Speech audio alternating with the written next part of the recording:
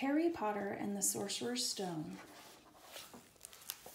Chapter 8. The Potions Master. There, look! Where?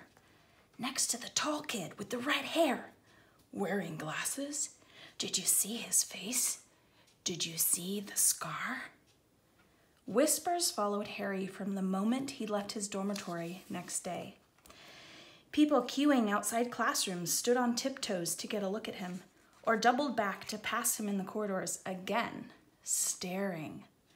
Harry wished they wouldn't, because he was trying to concentrate on finding his way to classes. There were 142 staircases at Hogwarts, wide, sweeping ones, narrow, rickety ones, some that led somewhere different on a Friday, some with a vanishing step halfway up that you had to remember to jump. Then there were doors that wouldn't open unless you asked politely, or tickled them in exactly the right place, and doors that weren't really doors at all, but solid walls just pretending. It was also very hard to remember where anything was, because it all seemed to move around a lot. The people in the portraits kept going to visit each other, and Harry was sure the coats of armor could walk. The ghosts didn't help either. It was always a nasty shock when one of them glided suddenly through a door you were trying to open. Nearly Headless Nick was always happy to point new Gryffindors in the right direction. But Peeves, the poltergeist, was worth 2 locked doors and a trick staircase if you met him when you were late for class. He would drop waste paper baskets on your head, pull rugs from under your feet, pelt you with bits of chalk, or sneak up behind you invisible, grab your nose and screech, "Gotcha, conk!" Even worse than Peeves, if that was possible, was the caretaker, Argus Filch. Harry and Ron managed to get on the wrong side of him on their very first morning. Filch found them trying to force their way through a door, which unluckily turned out to be the entrance to the out-of-bounds corridor on the 3rd floor. He wouldn't believe they were lost. He was sure they were trying to break into it on purpose and was threatening to lock them in the dungeons when they were rescued by Professor Quirrell, who was passing. Filch owned a cat named Mrs. Norris, a scrawny, dust-colored creature with bulging eyes, just like Filch's. She patrolled the corridors alone. Break a rule in front of her, put just one toe out of line, and she'd whisk off for Filch, who'd appear wheezing 2 seconds later. Filch knew the secret passageways of the school better than anyone, except perhaps the Weasley twins, and could pop up as suddenly as any of the ghosts. The students all hated him, and it was the dearest ambition of many to give Mrs. Norris a good kick. And then, once you managed to find them, there were the lessons themselves. There was a lot more to magic, as Harry quickly found out, than waving your wand and saying a few funny words.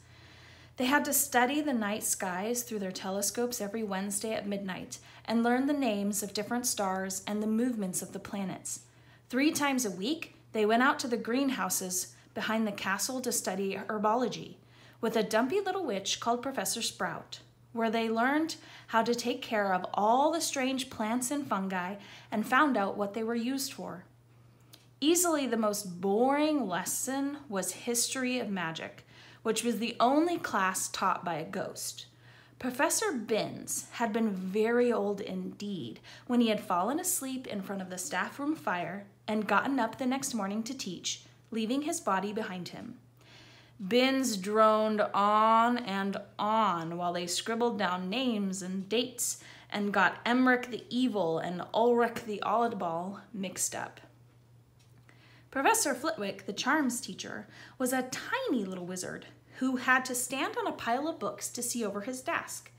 At the start of their first lesson, he took the register, and when he reached Harry's name, he gave an excited squeak and toppled right out of sight.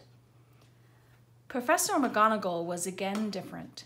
Harry had been quite right to think she wasn't a teacher to cross. Strict and clever, she gave them a talking to the moment they sat down in her first class. "Transfiguration is some of the most complex and dangerous magic you will learn at Hogwarts," she said. "Anyone messing around in my class will leave and not come back. You have been warned." Then she changed her desk into a pig and back again. They were all very impressed and couldn't wait to get started, but soon realized they weren't going to be changing the furniture into animals for a long time. After making a lot of complicated notes, they were each given a match and started trying to turn it into a needle. By the end of the lesson, only Hermione Granger had made any difference to her match. Professor McGonagall showed the class how it had gone all silver and pointy and gave Hermione a rare smile. The class everyone had really been looking forward to was Defense Against the Dark Arts. But Quirrell's lessons turned out to be a bit of a joke.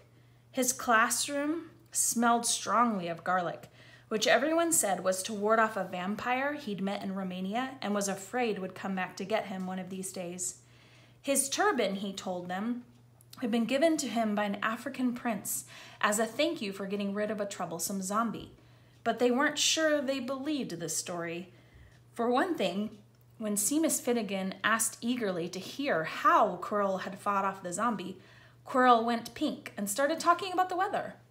For another, they had noticed that a funny smell hung around the turban, and the Weasley twins insisted that it was stuffed full of garlic as well, so that Quirrell was protected wherever he went. Harry was very relieved to find out that he wasn't miles behind everyone else. Lots of people had come from Muggle families like him and hadn't had any idea that they were witches or wizards. There was so much to learn that even people like Ron didn't have much of a head start. Friday was an important day for Harry and Ron. They finally managed to find their way down to the Great Hall for breakfast without getting lost once. "What have we got today?" Harry asked Ron as he poured sugar on his porridge. "Double potions with the Slytherins," said Ron. "Snape's head of Slytherin House. They say he always favors them. We'll be able to see if it's true." "Wish McGonagall favored us," said Harry. Professor McGonagall was head of Gryffindor House, but it hadn't stopped her from giving them a huge pile of homework the day before. Just then, the post arrived. Harry had gotten used to this by now, but it had given him a bit of a shock on the first morning, when about 100 owls had suddenly streamed into the Great Hall during breakfast, circling the tables until they saw their owners and dropping letters and packages onto their laps. Hedwig hadn't brought Harry anything so far. Sometimes she flew in to nibble his ear and have a bit of toast before going off to sleep in the owlery with the other owls. This morning, however, she fluttered down between the marmalade and the sugar bowl and dropped a note on Harry's plate. Harry tore it open at once. "Dear Harry," it said in a very untidy scrawl, "I know you get Friday afternoons off, so would you like to come and have a cup of tea with me around 3? I want to hear all about your first week. Send us an answer back with Hedwig. Hagrid." Harry borrowed Ron's quill and scribbled, "Yes, please, see you later," on the back of the note and sent Hedwig off again. It was lucky that Harry had tea with Hagrid to look forward to, because the potions lesson turned out to be the worst thing that had happened to him so far. At the start of term banquet, Harry had got the idea that Professor Snape disliked him, but by the end of the first potions lesson, he knew he'd been wrong. Snape didn't dislike Harry. He hated him. Potions lessons took place down in one of the dungeons. It was colder here than up in the main castle, and would have been quite creepy enough without the pickled animals floating in glass jars all around the walls. Snape, like Flitwick, started the class by taking the register, and like Flitwick, he paused at Harry's name. Yes," he said softly. "Harry Potter, our new celebrity." Draco Malfoy and his friends Crabbe and Goyle snickered behind their hands. Snape finished calling the names and looked up at the class. His eyes were black like Hagrid's, but they had none of Hagrid's warmth. They were cold and empty and made you think of dark tunnels. You are here to learn the subtle science and exact art of potion making, he began. He spoke in barely more than a whisper, but they caught every word. Like Professor McGonagall, Snape had the gift of keeping a class silent without effort. As there is little foolish wand waving here, many of you will hardly believe this is magic. I don't expect you will really understand the beauty of the softly simmering cauldron with its shimmering fumes, the delicate power of liquids that creep through human veins, bewitching the mind, ensnaring the senses. I can teach you how to bottle fame, brew glory, even stopper death. If you aren't as big a bunch of dunderheads as I usually have to teach. More silence followed this little speech. Harry and Ron exchanged looks with raised eyebrows. Hermione Granger was on the edge of her seat and looked desperate to start proving that she wasn't a dunderhead. "Potter," said Snape suddenly, "what would I get if I added powdered root of asphodel to an infusion of wormwood?" Powdered root of what to an infusion of what? Harry glanced at Ron, who looked as stumped as he was. Hermione's hand shot into the air. I don't know, sir, said Harry. Snape's lips curled into a sneer. Tut, tut. Fame clearly isn't everything. He ignored Hermione's hand. Let's try again. Potter, where would you look if I told you to find me a bezoar? Hermione stretched her hand as high into the air as it would go without leaving her seat, but Harry didn't have the faintest idea what a bezoar was. He tried not to look at Malfoy, Crabbe, and Goyle, who were shaking with laughter. I don't know, sir. Thought you wouldn't open a book before coming, eh, Potter? Harry forced himself to keep looking straight into those cold eyes. He had looked through his book at the Dursleys. But did Snape expect him to remember everything in 1,000 magical herbs and fungi? Snape was still ignoring Hermione's quivering hand. What is the difference, Potter, between monkshood and wolfsbane? At this, Hermione stood up, her hand stretching towards the dungeon ceiling. I don't know, said Harry quietly. I think Hermione does, though. Why don't you try her? A few people laughed. Harry caught Seamus's eye, and Seamus winked. Snape, however, was not pleased. Sit down, he snapped at Hermione. For your information, Potter, asphodel and wormwood make a sleeping potion so powerful it is known as the Draught of the Living Death. A bezoar is a stone taken from the stomach of a goat, and it will save you from most poisons. As for monkshood and wolfsbane, they are the same plant, which also goes by the name of aconite. Well, why aren't you copying all of that down? There was a sudden rummaging for quills and parchment. Over the noise, Snape said, and a point will be taken from Gryffindor House for your cheek, Potter. Things didn't improve for the Gryffindors as the potions lessons continued. Snape put them all into pairs and set them to mixing up a simple potion to cure boils. He swept around in his long black cloak, watching them weigh dried nettles and crush snake fangs, criticizing almost everyone except Malfoy, whom he seemed to like. He was just telling everyone to look at the perfect way Malfoy had stewed his horned slugs when clouds of acid green smoke and a loud hissing filled the dungeon. Neville had somehow managed to melt Seamus's cauldron into a twisted blob, and their potion was seeping across the floor, burning holes in people's shoes. Within seconds, the whole class were standing on their stools while Neville, who had been drenched in the potion when the cauldron collapsed, moaned in pain as angry red boils sprang up all over his arms and legs. Idiot boy, snarled Snape, clearing the spilled potion away with one wave of his wand.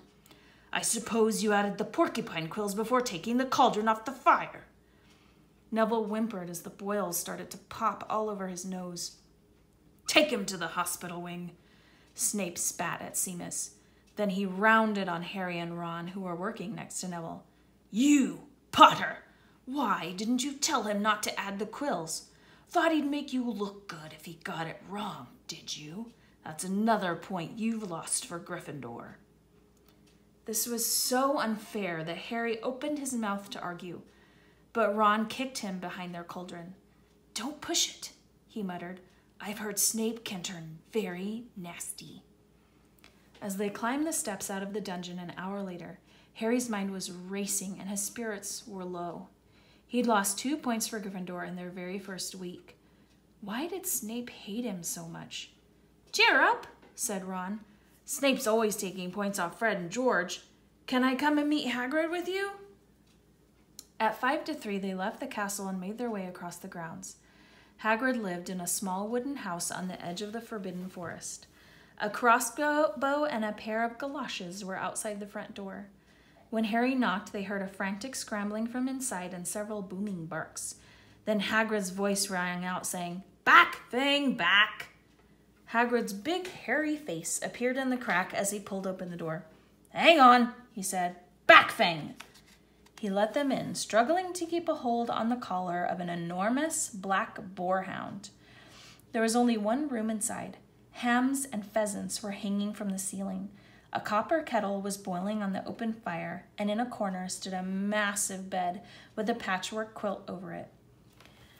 "Make yourselves home," said Hagrid, letting go of Fang, who bounded straight at Ron and started licking his ears.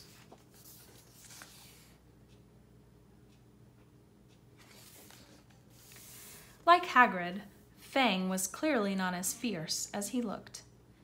"This is Ron," Harry told Hagrid, who was pouring boiling water into a large teapot and putting rock cakes on a plate. Another Weasley, eh?" said Hagrid, glancing at Ron's freckles. "I spent half of my life chasing your twin brothers away from the forest."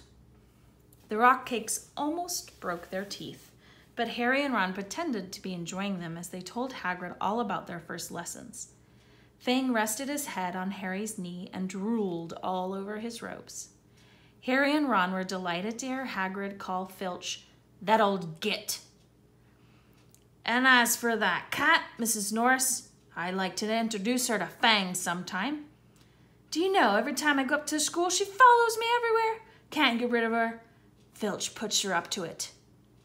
Harry told Hagrid about Snape's lesson. Hagrid, like Ron, told Harry not to worry about it, that Snape liked hardly any of the students. "But he seemed to really hate me." "Rubbish," said Hagrid. "Why should he?" Yet Harry couldn't help thinking that Hagrid didn't quite meet his eyes when he said that. "How's your brother Charlie?" Hagrid asked Ron. "I like him a lot. Great with animals." Harry wondered if Hagrid had changed the subject on purpose. While Ron told Hagrid all about Charlie's work with the dragons, Harry picked up a piece of paper that was lying on the table under the tea cozy. It was a cutting from the newspaper The Daily Prophet. "Gringotts break-in latest. Investigations continue into the break-in at Gringotts on the 31st of July, widely believed to be the work of dark wizards or witches unknown. Gringotts goblins today insisted that nothing had been taken. The vault that was searched had in fact been emptied the same day. But we're not telling you what was in there, so keep your noses out of it if you know what's good for you," said a Gringotts spokesperson this afternoon. Harry remembered Ron telling him on the train that someone had tried to rob Gringotts, but Ron hadn't mentioned the date. "Hagrid," said Harry, "that Gringotts break-in happened on my birthday. It might have been happening while we were there." There was no doubt about it. Hagrid definitely didn't meet Harry's eyes this time. He grunted and offered him another rock cake. Harry read the story again. The vault that was searched had in fact been emptied earlier that same day. Hagrid had emptied Vault 713. If you could call it emptying, taking out one grubby little package. Had that been what the thieves were looking for? As Harry and Ron walked back to the castle for dinner, their pockets weighed down with the rock cakes they'd been too polite to refuse, Harry thought that none of the lessons he'd had so far had given him as much to think about as tea with Hagrid. Had Hagrid collected that package just in time? Where was it now? And did Hagrid know something about Snape? that he didn't want to tell Harry.